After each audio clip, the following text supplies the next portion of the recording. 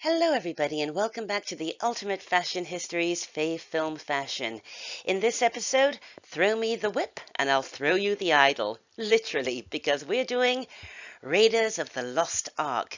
This episode was inspired by my brother Zach, who texted me last week apropos to absolutely nothing, with the observation that if the Nazis had been allowed to carry out their plan in Raiders of the Lost Ark, taken the Ark to Berlin, opened it in front of Hitler, then in 1936, Hitler's face would have melted off instead of this guy's, and World War II would have been averted. So, nice work, Dr. Jones. But Raiders of the Lost Ark is one of his favourite movies, certainly one of mine. In fact, the first time we saw it, he was 10 years old, I was 16, and I took him to see Raiders. What a great day we had. When I sat down to put this episode together, I thought, oh, well, this is going to be easy. I'm really just going to be focusing on Indiana. Who knew the rabbit hole that I would be led down in terms of research and this labyrinth of controversy surrounding his iconic outfit? I want to give a shout out to a resource that I found absolutely invaluable for this episode, a website called Indy, the Indiana Jones equipment resource. My God, these people have done their research. Talk about the minutiae of Indiana Jones's wardrobe. Really, for a UFH, it's TMI, but if you love getting into this kind of thing, as I do, head over to Indy. I also borrowed a couple of their pictures. I hope they don't mind. The reason I want to talk about Indiana Jones's wardrobe in Raiders of the Lost Ark is because I truly believe that often costume designers are the unsung heroes of movies. All I have to do is show you this jacket and this hat, and I don't even have to throw in the whip for you to know that this is Indiana Jones. It is one of the most iconic costumes in movie history. It is one of the few costumes that you can actually recognize just by its outline. I would argue that billions of people on this planet recognize this costume. They know that this is Indiana Jones. This costume has become part of our cultural landscape. It's also become a visual signifier for adventure, which is why it is the subject of so many cheesy Halloween costumes.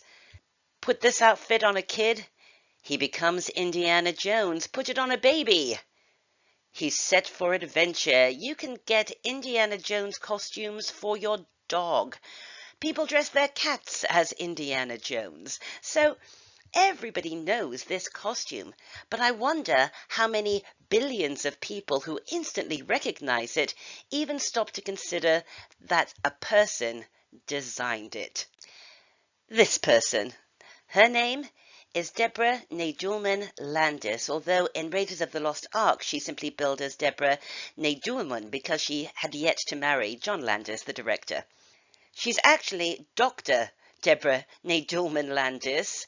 She's the founder and chair of the UCLA Costume Design Department, and so she's really a very important figure in terms of movie costumes. Sure, we can all name many designers from Hollywood's golden age: Travis Banton, Edith Head, Adrian, Jean-Louis, Ori Kelly, Walter Plunkett, but when it comes to more contemporary costume designers, their names don't seem to be as well known. She herself says that although everybody recognizes this costume, nobody knows her name.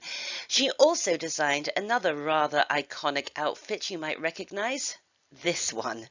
Michael Jackson's red leather in Thriller. I knew Deborah Nadoolman's name because it's my job to, right? But also, I know her name because I think I have every single one of her books on my bookshelf, like Hollywood Costume, Hollywood Sketchbook. In fact, I'm going to be reviewing both of these books favorably in an upcoming new series on the UFH. Reviews, reactions, and recommendations. So this is a new series coming soon.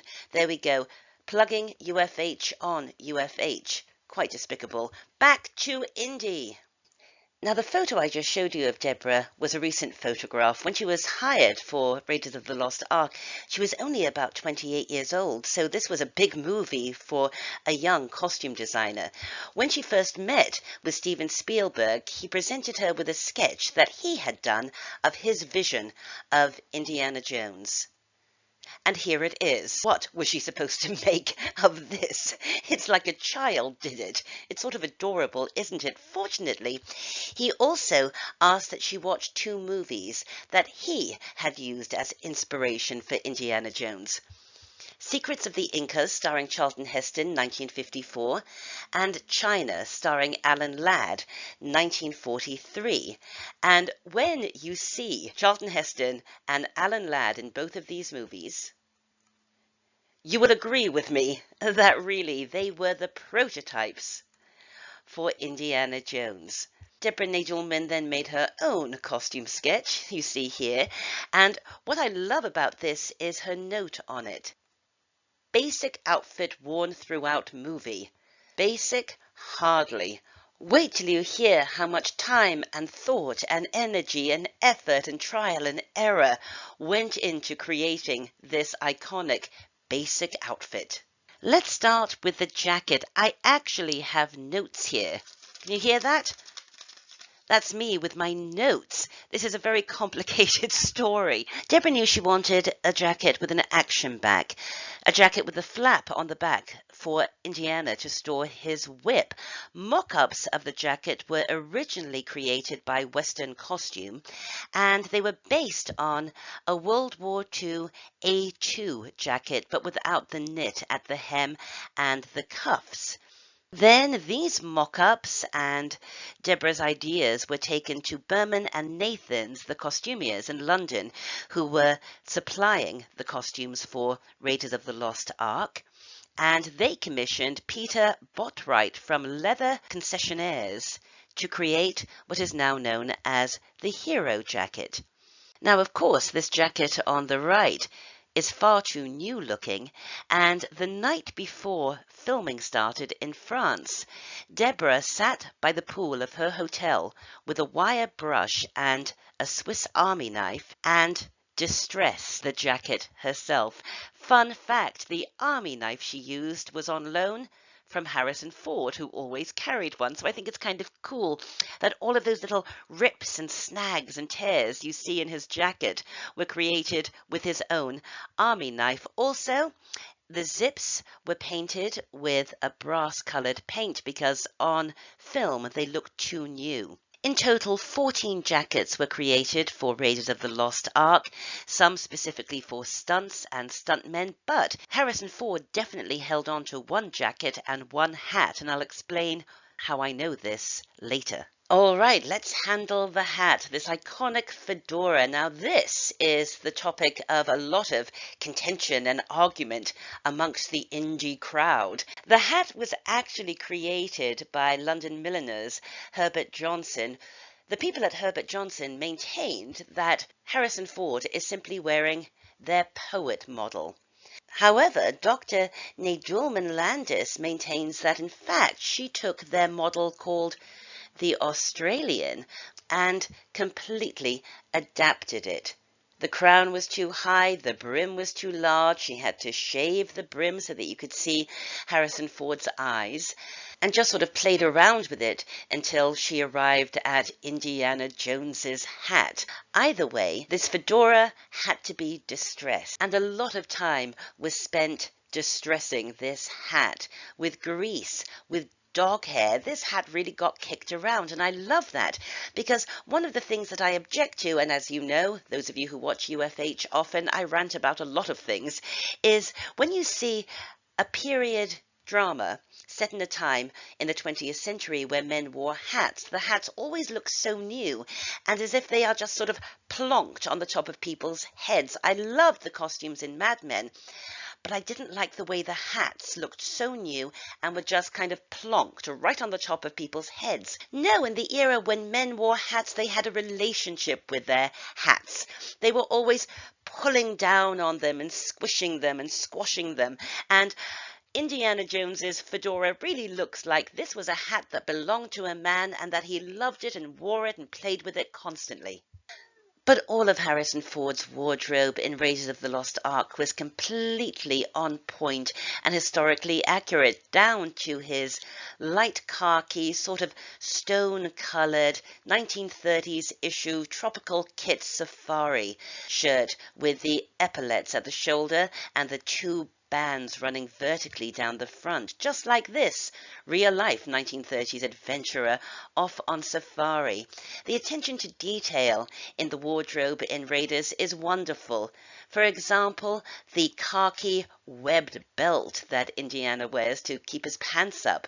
But everything was historically accurate, down to Karen Allen's wonderful 1930s Riviera palazzo pants, and even the monkey gets to wear this beautifully embroidered little vest. This is probably TMI, but hey, you've come this far down the rabbit hole with me. I may as well tell you about Indy's pants.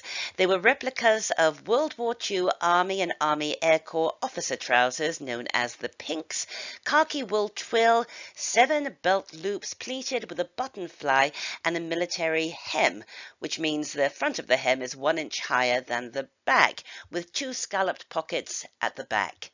His boots. Well, Deborah wanted the classic Red Wing boot, but Harrison Ford in fact demanded that he be allowed to wear the Alden 405 model. And because the boots are so similar, she yielded to his demands. Evidently he'd worn these boots while working as a carpenter before he caught his break in Star Wars and found them very comfortable.